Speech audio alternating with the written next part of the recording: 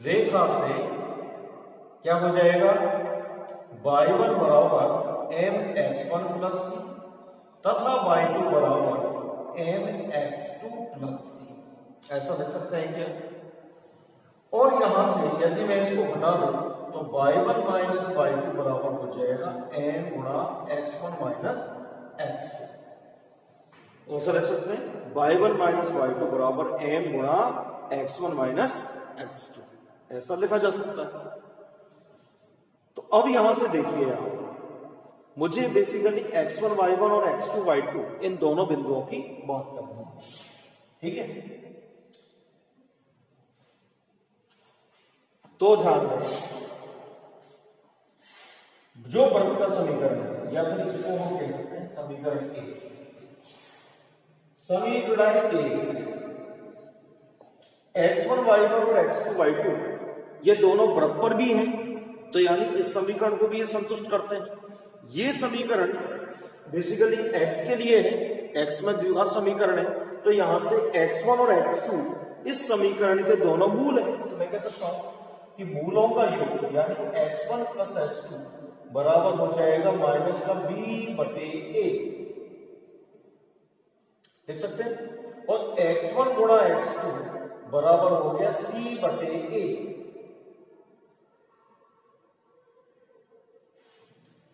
Clear है क्या? इस प्रकार लिख सकते हैं इसको। यहां से ये x1 प्लस x2 आ गया और x1 x2 आ गया, यहां पे कोई प्रॉब्लम? बिल्कुल आसान सी बात है। तो ये हमारा कुछ इस प्रकार हो गया। अब यहां से इन दोनों की सहायता से मैं x1 माइनस x2 की वैल्यू भी निकाल सकता हूं क्या? x1 माइनस x2 बराबर क्या मैं ऐसा लिख सकता हूं, x1 प्लस x2 का वर्ग और माइनस के 2x माइनस के 4x1 गुणा x2 लिख सकते हैं। ये दोनों बात एक ही है, सॉल्व करेंगे तो यही आएगा। तो x1 माइनस x2 बराबर अंडर x1 प्लस x2 ये रहा, यानी इसका वर्ग 4c square m square upon 1 plus m square का होल स्क्वायर माइनस 4 x1 गुणा x2 यानी c square minus r square upon 1 plus m square, ऐसा लिख सकते हैं इसको। क्लियर है? समझते जाना, बहुत ही इंपॉर्टेंट है। तो यहां से देखिए, इसको मैं मिटा देता हूं, ये समीकरण बहुत इंपॉर्टेंट है, समीकरण को ध्यान रखना।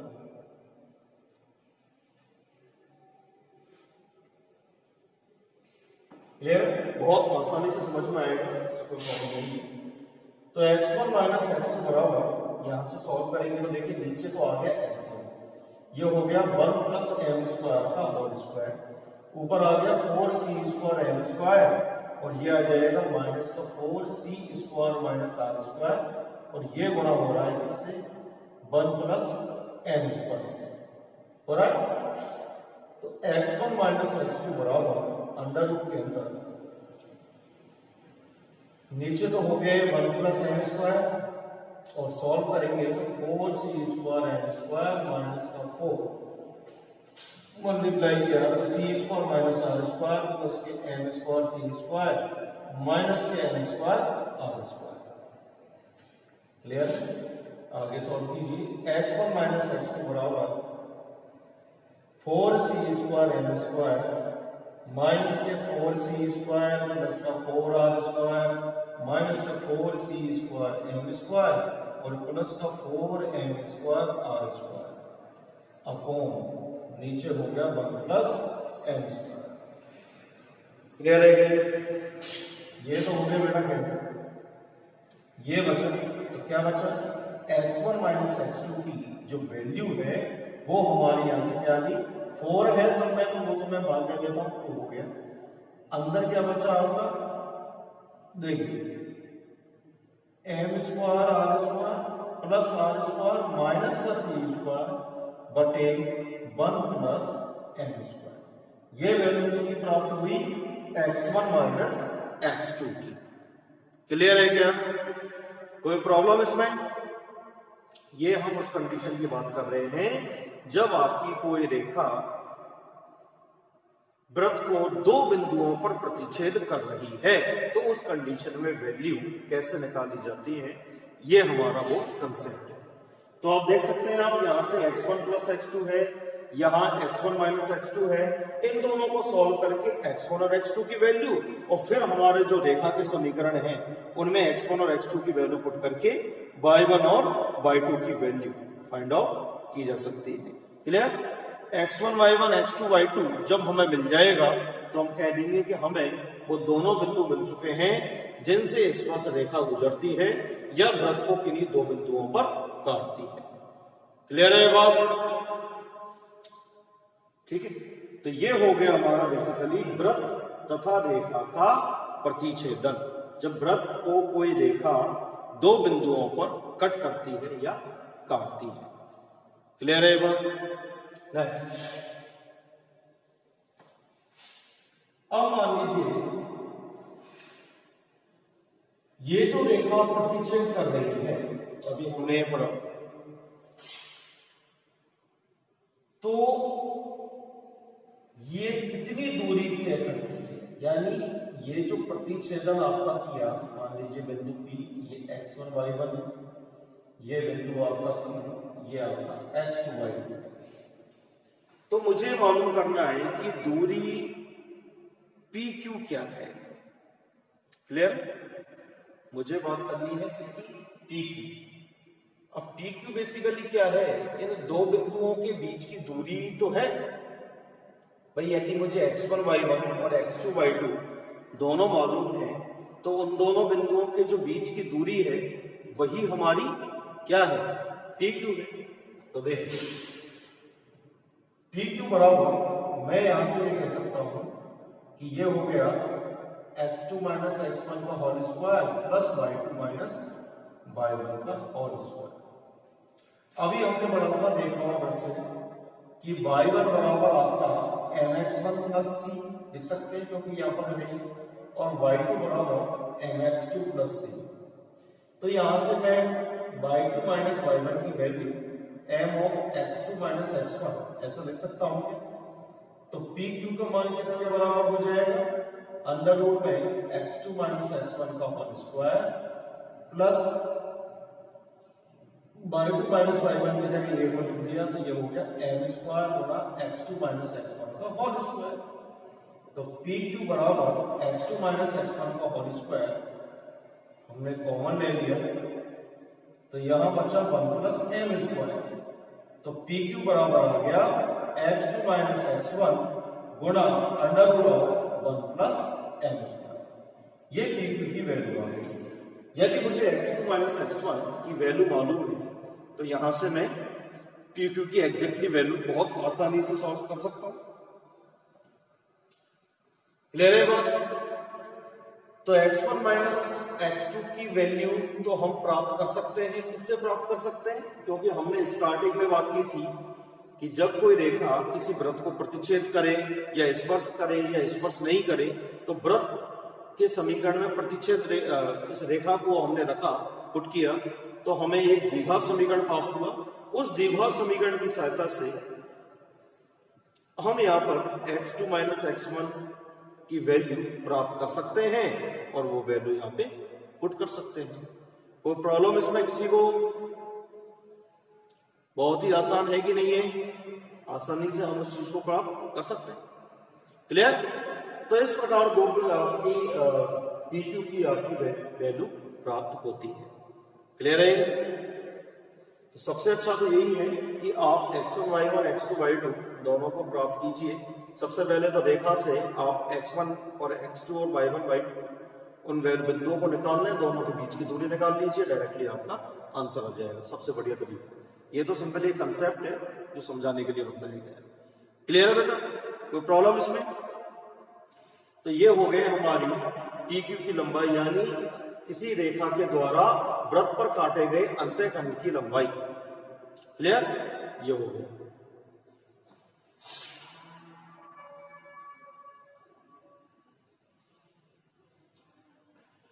नेक्स्ट अब हम बात करते हैं वृत्त की स्पर्श रेखा टेंजेंट, वृत्त की स्पर्श रेखा या टेंजेंट। तो ध्यान दीजिए, ये हमारा कोई वृत्त है, ये कोई हमारी स्पर्श रेखा है। तो जब बात करेंगे स्पर्श रेखा की, तो ये केवल एक ही बिंदु पे यहाँ पे स्पर्श करेगी, एक ही बिंदु पे स्पर्श करेगी। ठीक, ये बिंदु हो गया आपका x1, y1।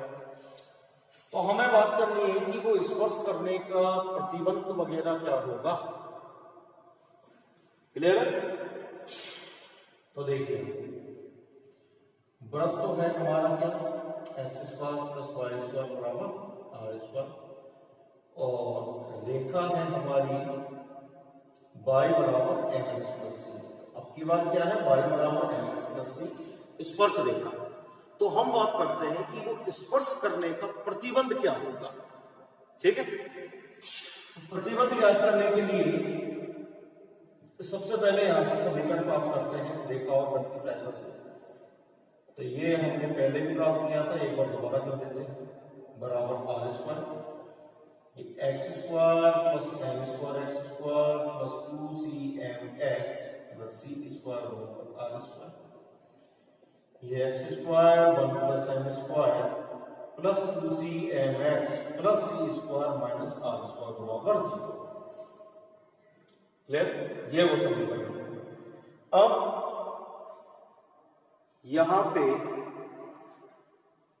यदि दो अलग अलग बिंदु होते, जैसे कि पहले वाले केस में चल रहा था, प्रतिच्छेदन वाले केस में, तो वहां पे क्या था कि x1 x + x2 और x1 x2 उसकी बात कर रहे थे, परंतु यहां तो बिंदु एक ही है और मुझे सिंपली बात करनी है स्पर्श करने का प्रतिबंध की।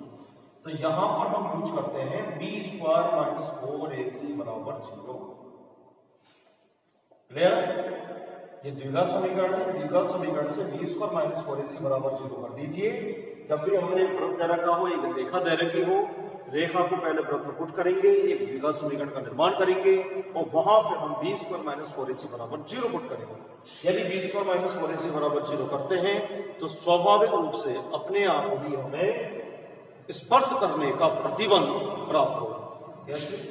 ये हो गया 2cm का वर्ग -4 × 1 + m² गुणा c² - r² बराबर 0। सॉल्व किया, 4c² m² माइनस का 4 गुणा करेंगे तो c² + m² c² + c² m², ये गुणा करेंगे तो माइनस के r² माइनस के m² r² बराबर 0। 4 तो सबसे कैंसिल हो गया, क्या बचा c² m² माइनस का c² माइनस का c² m² प्लस का r² प्लस का m² r² बराबर 0। ये तो हो गया कैंसिल।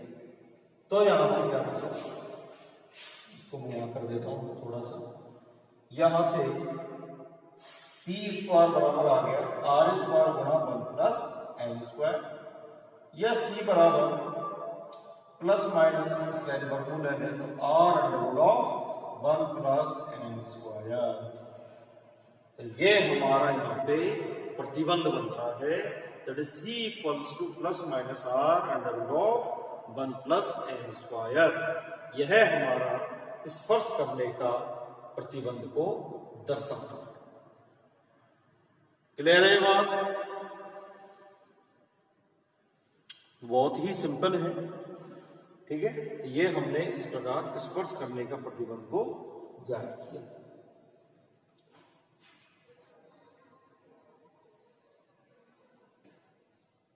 ठीक है,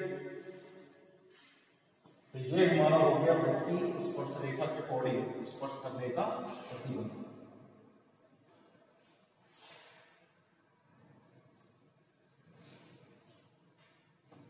ठीक है, अब जो हमने स्टार्टिंग में बात की थी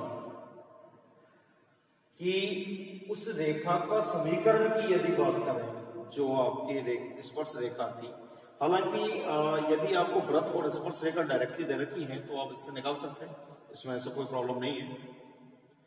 और यदि आपको केवल स्पर्श बिंदु दिया होगा तो उससे भी आप स्पर्श रेखा निकाल सकते हैं कि y माइनस y1 बराबर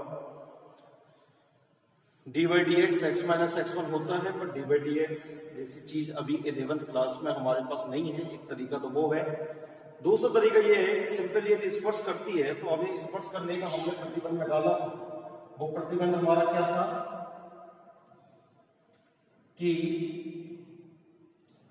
y माइनस में y1 बराबर x1 y1 और x2 y2, इनसे तो हम dy dx निकाल सकते हैं। ये हो गया y2 minus y1 upon x2 minus x1 और गुणा x माइनस x1। और अभी हमने पढ़ा कि जो बिंदु है वो रेखा पर है, तो हम कह सकते हैं कि y1 बराबर mx1 प्लस सी, y2 बराबर mx2 प्लस सी, और यहां से जो y2 माइनस y1 करें तो ये हो गया mx2 माइनस x1। तो यहां से m बराबर कितना आ गया y2 minus y1 upon x2 minus x1, ये आ गया। और यही बेसिकली यहां पर है। तो इसको हम चाहे तो यदि रेखा का मुझे ऐसे यदि रेखा का समीकरण मालूम है तो आप डायरेक्टली m की वैल्यू यहां से कैलकुलेट करके इसमें रख सकते हैं, ठीक है। यदि मान लीजिए कोई अन्य भी स्पर्श रेखा है तो उसकी स्लोप तो दोनों की सिमिलर ही होगी, यहां से निकाल सकते हैं। अदरवाइज आप dy dx का यूज कर सकते हैं, बट वो कोई खास ऐसा कंसेप्ट नहीं है। इंपॉर्टेंट कंसेप्ट हमारा यही था, तो इसी को हमने आज डिस्कस किया। चलिए।